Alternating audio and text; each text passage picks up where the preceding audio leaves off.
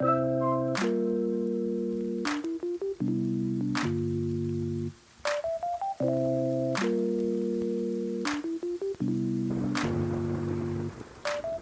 gonna play a game. How many unflattering angles can I record in the last 5 videos?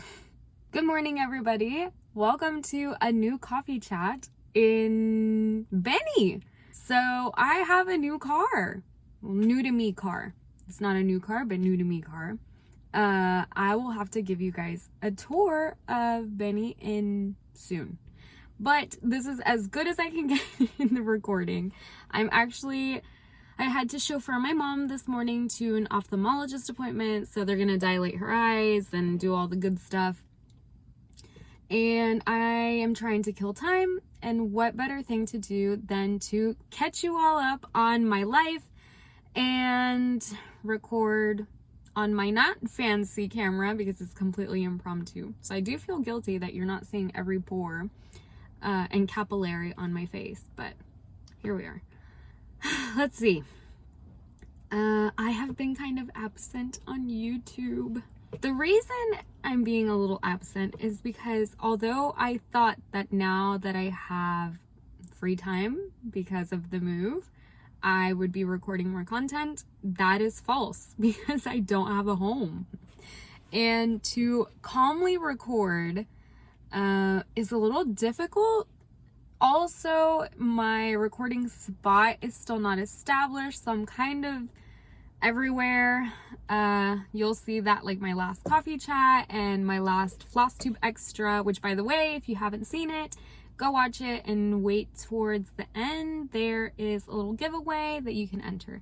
So I plan on keeping that giveaway open until I guess tomorrow. I am planning to record tomorrow a floss tube update, which will be kind of long because I've been working on quite a few things, and as usual I've bought quite a few things.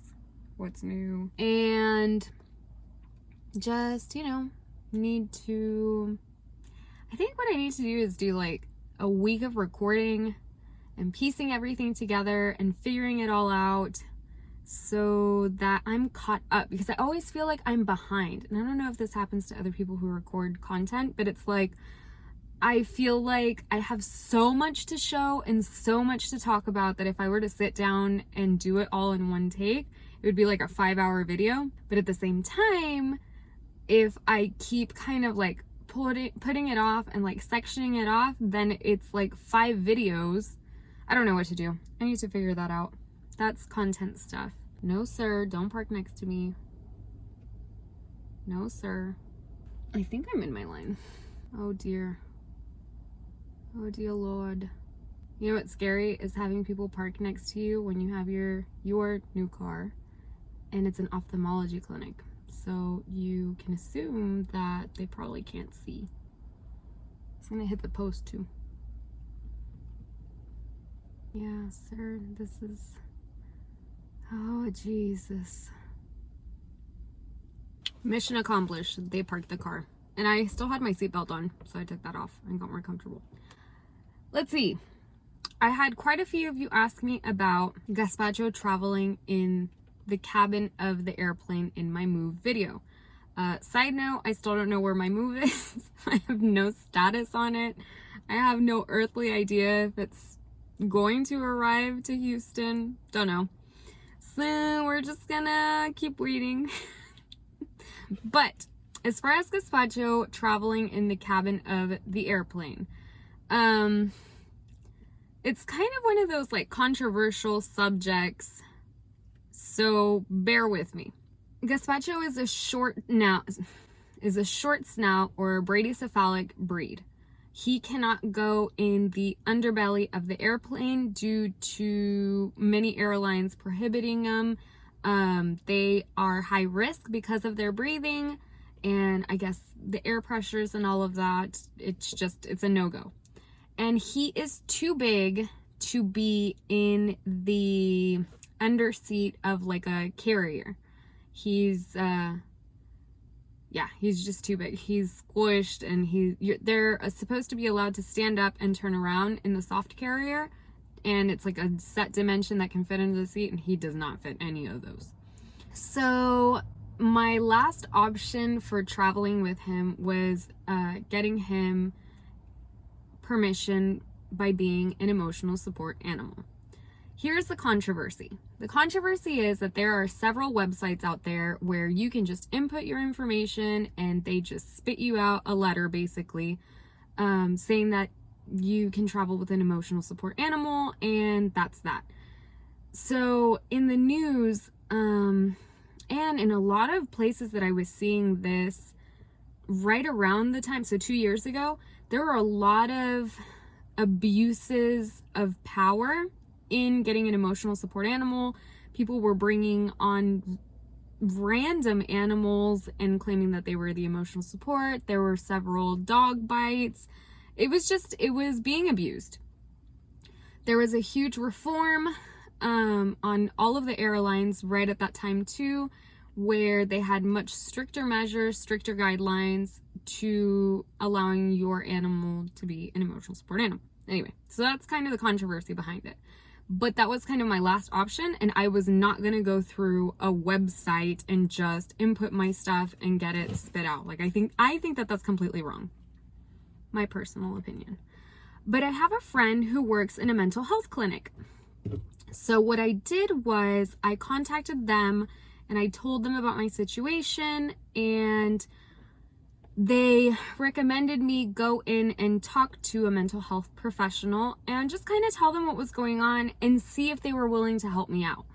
I feel that taking that extra step and talking about the issue that you have and seeing what the mental health professional within their license and their code of ethics feel is right. It's not, like I said, it's not inputting your information, sending an email, and spitting out just like a generic letter that says that you can travel with your dog. Which, on another side note, Gaspacho does not enter stores with me. He doesn't do any of the things that a lot of people will do. I don't, again, personal opinion. At the end of the day, he is my fur baby and he's my dog son, basically, but he does not need to follow me into the grocery stores and just cause headache to all of those who are shopping around. So no, like he stays at home. Anyway, so going back, when I met my mental health professional, this was the first time that I had gone in to see a mental health professional in my adult life. And so as I get to know you, you talk a little bit about like you, your past, your concerns, your life, your goals, your everything, right? And in all of that, I found out that I actually suffer from an anxiety disorder, which I had no idea that I qualified as a diagnosis, because I have been this way my entire life. And I just assumed it was normal. Like, everybody feels that the world is going to end at any second and that there's impending doom. But apparently, no, not everyone thinks that. And that is, you need to work on that and get that under control. I have so many funny stories from childhood of so many different anxiety events, that were never really identified by my parents. But I mean, I think that they, it's not their fault. They come from a different culture, and I think that instead of them thinking that there was like a problem with me, they just thought that I was overreacting and just being a brat, maybe. Some examples would be like, I didn't want to go to school because I thought the school was going to burn down after a fire drill. Never wanted to go back. It was a mess. Then what was the other one? Oh, my panic about appendicitis. I had gone to see a movie when I was 7 and I was convinced I was going to have appendicitis. So it was just, that was another one. And those are like 2. I have several stories of just impending doom. And and in my adult life, I have a lot of impending doom ideas too. So anyway, I came out knowing a little bit more about myself and some techniques and things that I had been doing to control it that I didn't know were techniques. Obviously, cross-stitching is one. And well, at the end of the day, I qualify for an emotional support animal, given my personality and how I am. But even that caused me anxiety because I felt that people were judging me whenever I was with gazpacho. I thought that the airline agents were going to create a mess. I thought that I was going to end up on the news because someone would tell me that I couldn't be there with my dog. It was just a whole thing. So I did everything within my power to make that a little bit more of a comfortable experience.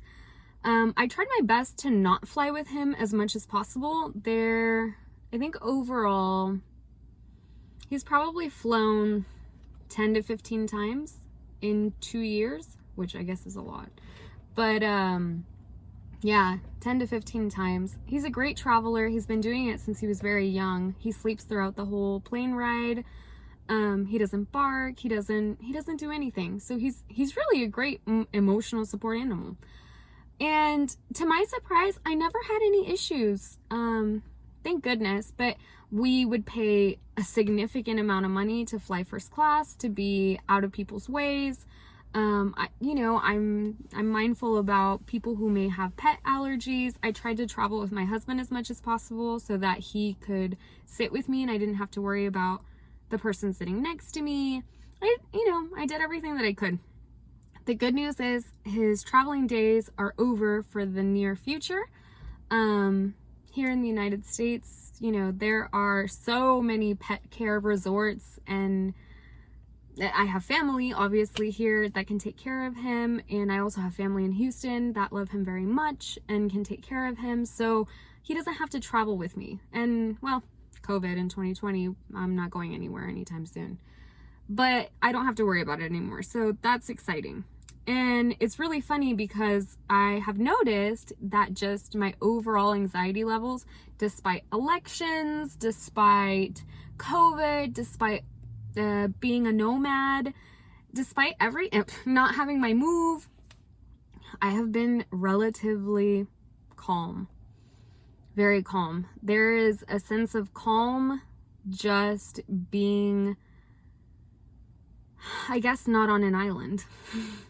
So, of course, my family makes me feel better, but I think overall it's the fact that I'm not on an island anymore, that I don't have to worry about healthcare anymore, that I don't have to worry about borders shutting down, lockdowns. There are so many unknowns on living on an island, and here it's just being here has made things a lot better. Even though my life is still a hot mess. So, let's see, other life updates. I am by myself, and when I mean by myself, my hubby is back in Nassau. He'll be there until Thanksgiving, and hopefully he won't have to go back again. So we'll see about that. But he's there, I'm here. This past weekend, I cross-stitched my little heart out. My fingers are sore from needle and threading and everything. And yeah, I mean, that's kind of life right now. So like I said, I have lots of things that I need to get to filming. I definitely will be doing a floss tube, and I will be hopefully putting all of that together and uploading it by tomorrow. I think what's going to happen is I will put this up for tomorrow, Wednesday, and then a floss tube on Thursday. Yeah, that makes more sense. So I'll edit this and then put that up, make it public, and yeah, I'm talking to myself. Well, you, but talking out loud. House hunting will begin in December. I'm excited. I mean, there's just a lot of newness coming up and unknowns, but a lot of newness, and I prefer the newness over the unknowns. So until next time, I will see you soon. I hope you are all doing well. I hope you are all spreading joy and positivity in the world, kindness, and just, you know, bubble gums, fairy dust, bubble gums, multiple gums. And I will chat with you all soon. Bye.